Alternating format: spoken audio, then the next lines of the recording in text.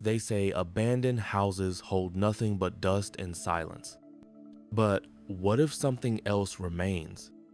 Forgotten rooms, locked doors, whispers that never stop.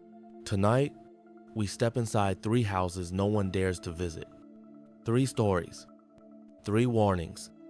Are you ready to hear what still lingers in the dark?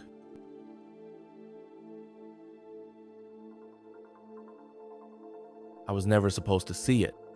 That house, hidden deep in the forest, past where the pine trees grow too close together, where even the sun hesitates to reach.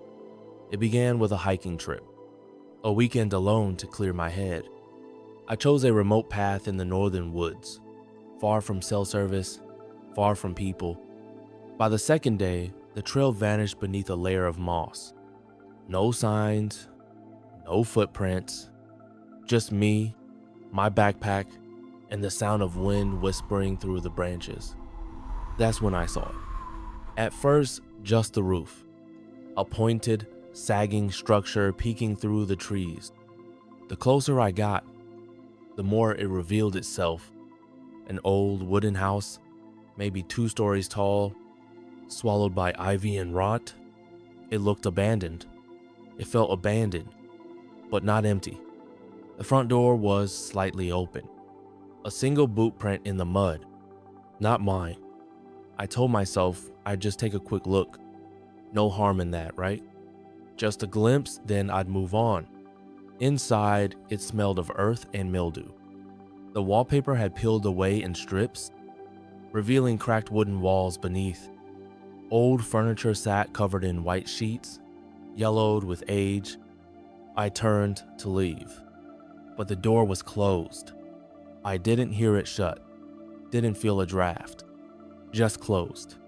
And suddenly, the house felt bigger than it looked from the outside. Too big, as if the halls stretched longer the deeper I walked. Each room led to another hallway, another door, another room, and in each, the same thing, a mirror. Some were broken, some were clean, but none of them showed my reflection. Instead, they showed the same thing, the house, but older, newer, twisted versions of itself. A kitchen with food still warm, a hallway filled with children's drawings, a bedroom with someone sleeping, but never me. I ran back the way I came, or thought I did, but every turn led to more corridors. The house was growing, shifting. Then the whispers started. They weren't in English, or any language I knew, just low murmurs, like voices beneath the floorboards. They grew louder when I stopped moving, so I kept walking. Eventually, I found stairs leading down. Not up, down, the basement. I didn't want to go down there, but the house didn't give me a choice. The floor above creaked, the walls pulsed, and the air grew thick. So I descended. The basement was vast, too vast. I couldn't see the walls, only rows of hanging mirrors, swinging slowly despite the still air. In one of them, I saw myself, but I wasn't alone. Behind me stood a woman, tall, thin, hair covering her face. She wasn't in the room, only in the reflection. Until she wasn't. I turned. She was gone. But the whispers had changed. They were saying something now. My name, over and over. Soft, gentle, like a lullaby whispered by a mother you've never met. I screamed. No echo. Just the sound of the mirrors cracking.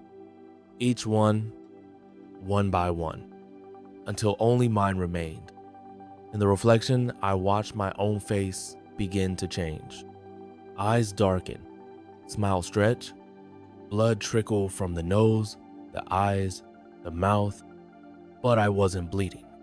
The reflection reached out and touched the inside of the glass. I ran. I don't know how I escaped. One moment I was in the basement. The next I was outside. The sun was gone. It was already night. And behind me, no house, only trees, as if it had never been there. I made it back to my car by dawn. It was unlocked. My phone was dead. And in the back seat, something was waiting. A single mirror, wrapped in a white sheet. Still warm. I left it there. Drove until I saw buildings, people, light, but I haven't been the same since. Every mirror I pass shows something wrong. Not always obvious, but wrong.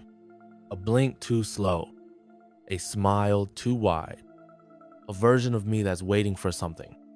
I tried throwing them out, covering them, avoiding reflections, but it's getting closer. Every night I wake up to find the mirror from the house, standing at the foot of my bed, no matter where I go. And now when I look in, I see her behind me, smiling.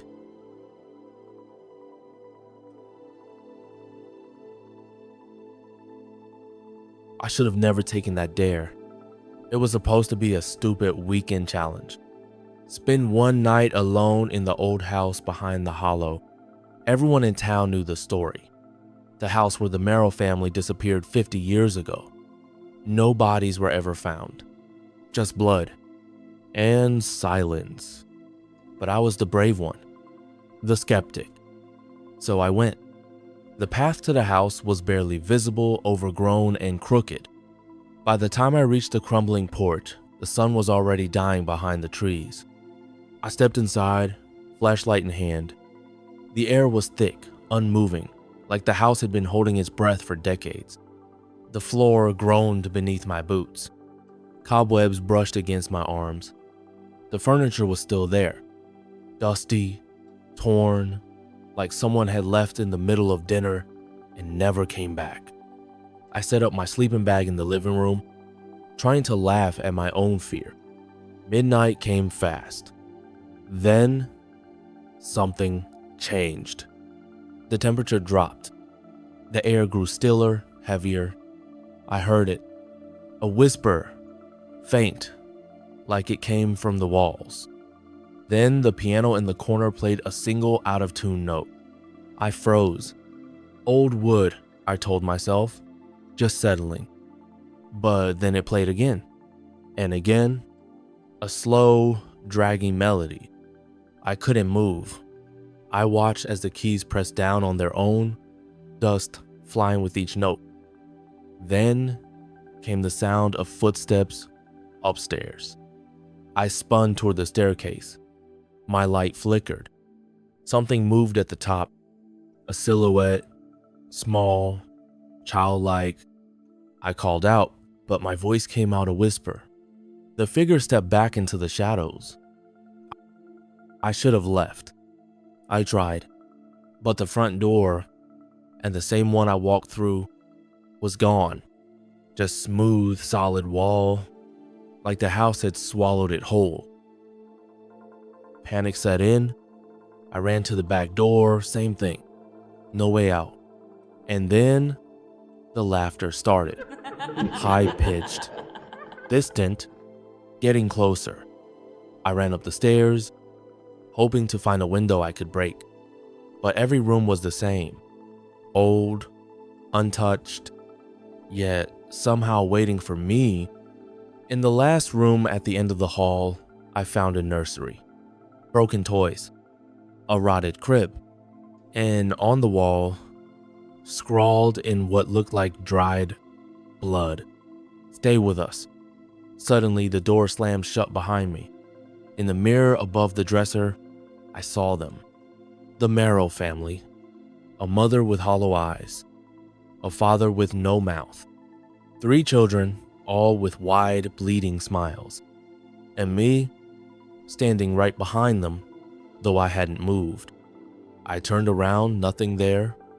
But when I turned back, I was gone from the reflection. That's when I heard the voice. Soft, inside my head, "You're home now."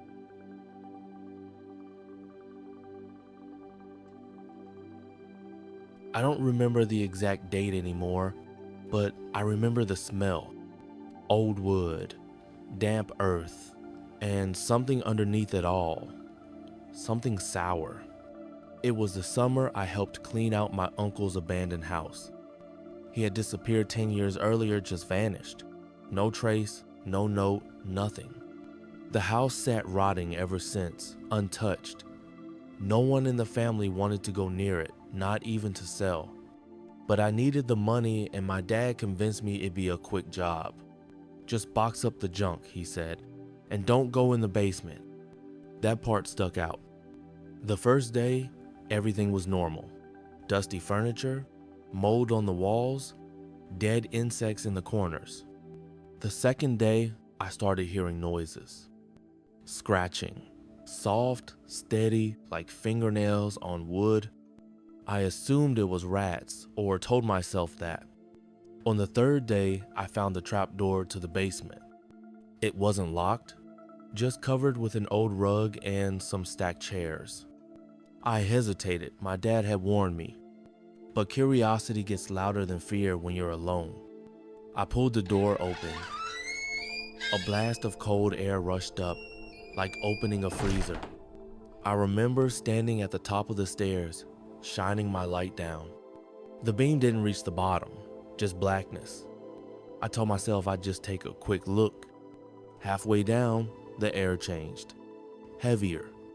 I started to hear something breathing, not loud, but low and wet, like someone struggling to inhale. Then my flashlight flickered. Once, twice, and then it died. I froze. My phone was upstairs. My backup flashlight too. And that breathing, it didn't stop. I slowly turned around to climb back up, and that's when I saw him, just a shape at the bottom. Too tall, shoulders hunched, head tilted at a strange angle, like it couldn't hold itself up. I didn't wait. I ran. Up the stairs, out of the house, straight into the trees behind the yard. I didn't stop until I was in my car with the doors locked. I didn't tell my dad what I saw. He asked if I'd finished the job. I said no. He didn't ask why. 2 weeks later, they sent someone else to finish clearing the house. He went down into the basement. He didn't come back up. The police were called. They found his tools on the stairs, but no sign of him. Nothing on the cameras. No fingerprints. Just the same cold air. My dad still won't talk about it. He won't step near that property. Sometimes I dream of that man. The shape, the sound of his breathing, and in those dreams, I'm the one standing in the basement, watching someone else come down.